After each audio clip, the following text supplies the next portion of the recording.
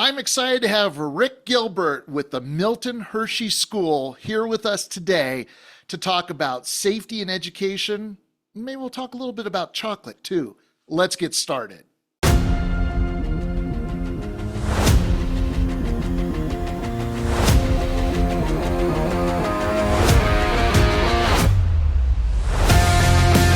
From the front lines of violence prevention, digging into the details that matter.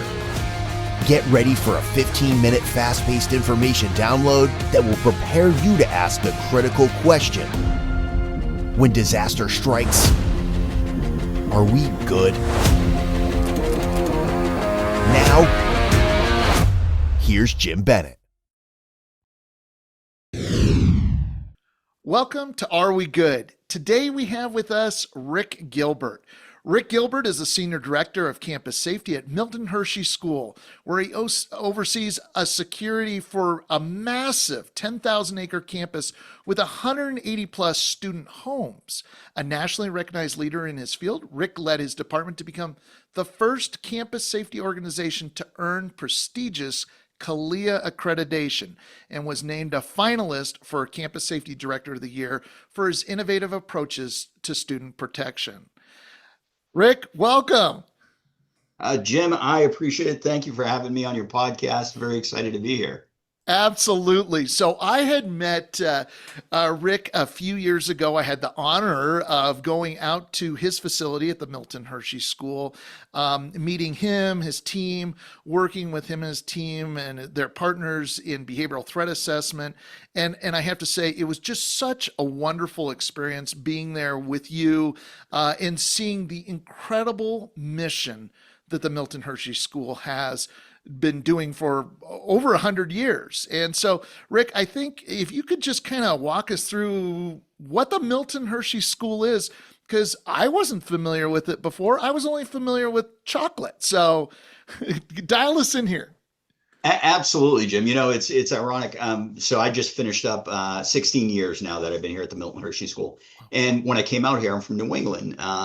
No idea this school existed either. I just happened to be out here on vacation, going to Hershey Park, and I happened to take a trolley ride through the community, and it came across the Milton Hershey School and started telling the story of the school. And I was looking for, I started my career in law enforcement, then I was in higher education. I was in higher education for about 12 years, was looking for a change, was looking for a different community, fell in love with the Hershey area, and they had just posted a position for the director. Gave it a shot, and then 6 months later, I was relocating to Hershey. And I got to tell you, I tell a lot of people this, and I know it's going to sound biased and everything else, but it's the first job I've ever been at that I'm not looking for another job at the same time. As far as I'm concerned, this is where I'm going to stay. I'm going to retire here. It's an amazing place. It's an amazing school. And if you're not familiar with the Milton Hershey School, it is a huge school. It's the largest school of its kind. We are a residential pre-K through 12 school for underprivileged kids. What makes this so unique is all our students that come here tuition free. And what that is that comes from the Hershey product. So what happened, Milton Hershey and his wife, Catherine Hershey, had started an all boys school. It was actually an orphanage because they weren't able to have kids. And Catherine Hershey, sometimes known as Kitty, that was her nickname, really wanted to have kids, and then decided to start the school for orphan boys. And it started as a trade school. So they started the school, and honestly, I don't think you were to ask them back then if they ever thought it would turn into something like this, I'm sure they wouldn't believe it. But it just kind of grew from there. And then it sort of expanded, and the school grew. And now we have, on average, about 2,200 students here enrolled at the school, a massive campus. We're just under 11,000 acres, so we have a massive footprint here in Hershey. But all our kids come here tuition free. Everything's taken care of for them. It's a residential school. They reside in student homes, so it's not like dormitory living. It's actual homes. There's 12 kids that live per home. We have full-time house parents that live in the homes with the kids, and that's their job, is they help raise these kids and sort of get them what they need, the support they need. And I'm fortunate. I mean, my department for campus safety, as much of as large as this campus is, we have some amazing resources and amazing support from the school to help create and keep this a very safe community so our kids can thrive. They can learn and feel comfortable with where they're at. And I think we've done a really good job from all aspects nurturing and supporting these students so they can grow on and become upstanding citizens. We give them every opportunity that we can to help them be successful and sort of break that cycle of poverty. So again, very fortunate to be on this side. It's an amazing place. If you, I mean, look it up, Milton Hershey School. If you're ever looking for a reason to eat chocolate, eat Hershey. I mean, it's supporting the kids, so you can't go wrong with that. So again, that is the Milton Hershey School in a nutshell. If you're ever out this way, look it up. Come on out. Be happy to give you a tour. But as much as I talk about it, until you've actually set foot on this campus and looked around, there's no other place like it. Right. It's absolutely amazing. And it's almost as if you didn't even do justice to how great it was, even though it sounds great what you presented. Once you see it and you experience what goes on there, it is absolutely heartwarming to see what you do for your students. I remember taking a tour, and one of the first things we saw was the shop that provided everything they needed, clothing and shoes and everything. And it was the right stuff. It was good stuff. It was appropriate for them. And it absolutely warmed my heart. And then what the house parents were doing too was incredible to nurture and support these young people as they grow. And then of course the success stories of countless success stories. And I want to have you back on the show because I'd love to talk more about that as well. But let's kind of dive for a moment into some of the security aspects here. So when balancing security with creating a nurturing home environment for students, what kind of principles guide your decision making? So really what we're looking at is what is it that we can do to balance to make our students comfortable, to keep them comfortable and safe, but then also balance it where there's also that sense of, hey, listen, it's okay to be able to come forward, to be able to talk about things that maybe make you feel unsafe. And I think a lot of it is taking the time to listen to what they have to say, listen to what the students have to say, what the community have to say, not just giving them lip service, like truly taking that in and listening to say, hey, is there a change we can make? And it's always interesting. A lot of initiatives that we might look at it sometimes, it's going in the right direction. But when we sit down, we'll talk to a student about it. Students like, hey, that's great. But did you think of adding this element on here? And it'll be so much well received. And there's some of this stuff has been almost like a no-brainer. So I'll give you one example, and this one always kind of stays with me, is we'd go into the classrooms a lot. We love to go into the classrooms, interact with the students. We do a lot of presentations. We have some great career paths in the law and public safety and security side of things. And it gives us a great opportunity to interact with our students. And I remember going through and sitting down with some students. We had some interns. I'm like, hey, what can we do to make us more approachable? And they're like, listen, we see you all the time. Do you ever think of coming in the classroom just in plain clothes sometimes, letting us know that you're like one of us? So we started changing that up, and we started, the guys on our patrol, we would send, our men and women that are patrolling, they'd still go in uniform, but the rest of us would dress down a little bit more, and we go in more casual. And students would immediately start to relate to that and kind of like, you're one of us.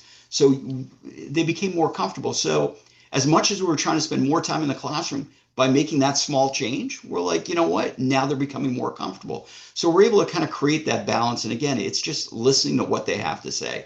Sometimes it'll apply, sometimes it doesn't, but there's a lot of times they've got some good ideas, and we're here to serve them. So why wouldn't we listen to them? Absolutely.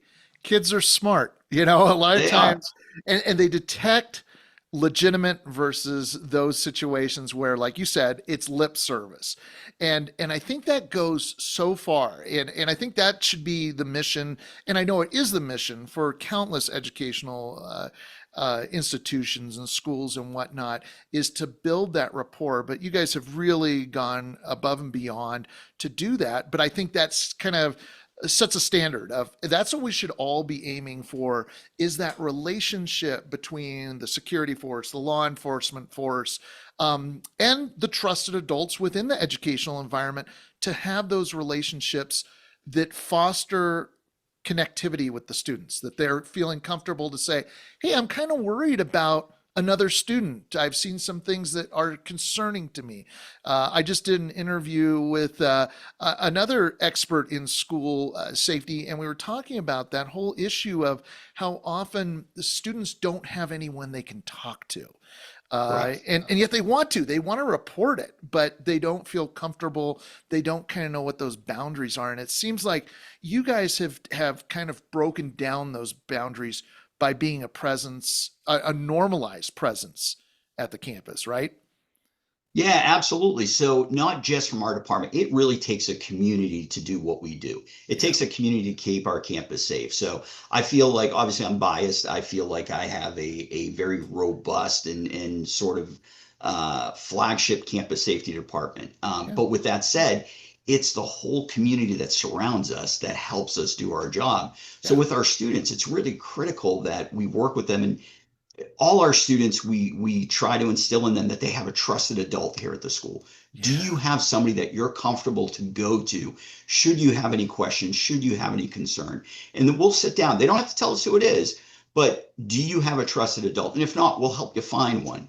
We Yeah. do a lot of mentoring. There's a lot of that with our department and with the school itself. There's an expectation that we're here to create meaningful connections with our students, and that really breaks down a lot of those barriers. So I would challenge anybody to really find a student and say, do you have any adult that you don't feel that you would feel comfortable going to? And they could probably start naming off a whole bunch of them, Right. depending on what's going on, that they can go to. I mean, it's even in our performance evaluations of how exactly are we stepping up for our students, and what are we doing as individuals to make a difference in their lives. So again, that mission, the values that we have, really helps build that community and helping keeping everybody safe here.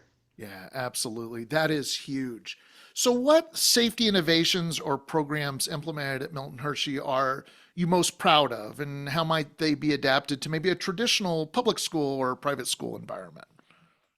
So, Jim, over the years for us, what's probably been the biggest change for in our department was our accreditation. So our accreditation really set the cornerstone of our department to build off of just about everything. Because really what we're finding is with a lot of campus safety departments, you go into different school districts, you're like, listen, what do your general orders look like? What are your policies, your procedures? And all of a sudden they start pulling out, a memo here, an email there, and everything's just kind of loose. And it depends who you talk to. There was a lot of historical knowledge where one person, he's been here 10 years, he knows what needs to be done. Right. We were kind of like that. Yeah. Going through the accreditation process for us helped really mold and create a solid program. And I know it sounds like I'm giving a pitch for accreditation, but I have to say that's really what changed us and really made us stand out against others, to the point where we got a second accreditation for our public safety communication side of things. So we have like a dispatch center. They Yeah. became accredited. And then just recently, 2 months ago, we were moved up to the advanced campus safety tier, just because that's it's as high as we can go. That has been the cornerstone for us. And I think that's really helped sort of make us stand out, because our level of service to our community is a whole different level now. But with that, we're able to build off of numerous other programs because we got such a strong foundation. Right. So any innovation, anything that we do, we always look at it from the lens of how exactly is this going to serve our students? It's going to make my life easier probably, but how exactly is it going to help keep our students safe? So we Yeah. start to advance more into our technology. How are we integrating our cameras, our access control? How is this making their lives easier, but also keeping them safe at the same time? But the efficiencies that are built in behind it make it almost seamless, so they don't really see those challenges or face those challenges, because it all just works nice and seamlessly. So again, that's where a lot of our change has been through that accreditation process, and where that's pushed us. When we work with other schools right now, that's a lot of what I do. Is when I sit down with them, we take a look at what their program is, but what's your foundation? What are you building all of this other stuff off of? And if they don't have a solid foundation out of the gate, it's like, let's clean that up first, and then you can start doing just about anything you want. You just need that solid foundation. Yeah, absolutely.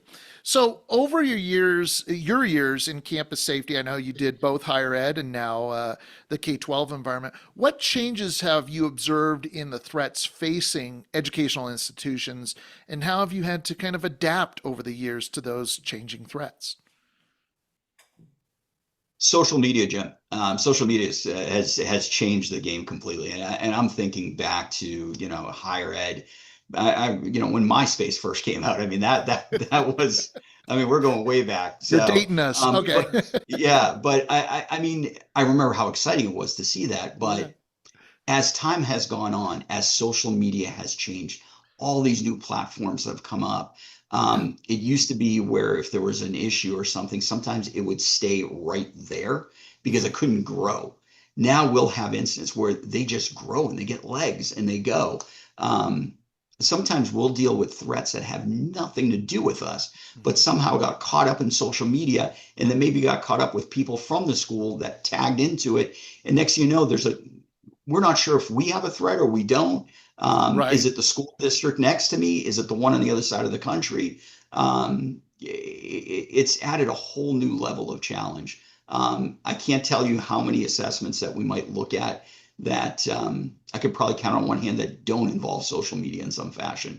Yeah. Now, on the other side, doing our research, there's a lot of open source information out there now that we can tap into that we weren't able to. So on the plus side, there's more stuff I can sort of build off of and start to quickly get information that I wasn't able to previously. But again, I think as time goes on, that is the biggest change that we're seeing, and we continue to see it. It's continuing to grow, and it's hard to keep up with it. It really is. Yeah, absolutely. It's almost as if they come and go so fast. Right. I mean, obviously there's some that are foundational that are still out there today that are super popular, but there's many that come and go pretty quickly. And young people know every single one of them, and so many times we're trying to play a little catch up on it as well. So, but you're absolutely right. I mean, when we look at behavioral threat assessment, there is so much information that we see in so many cases of leakage, whether it's voluntary or involuntary, going out on social media. It's really a wealth of information, but hopefully for the betterment of that individual, that now we know what's going on in their life and we can provide the right level of support to help them through whatever their crisis or their grievance or whatever their issue is.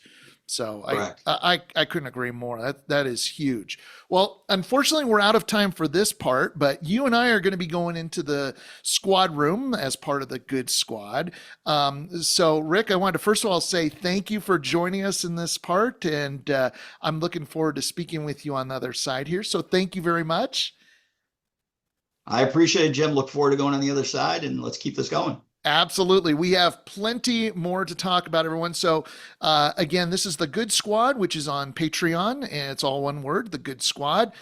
You can see the second half of this conversation as well as all the other good information that we have available in there for you, including all of our episodes, both the publicly available episode and then the episodes that are only in the squad room. It's all in there for you, as well as the Belanti.net library of information that you can access in there as well. So it's great stuff. Remember us at Belanti.net. If you need anything for your school, your organization, just want to have a conversation, reach out to us. We're at Belanti.net. You can reach me directly, jim.bennett at Belanti.net. Would love to talk with you.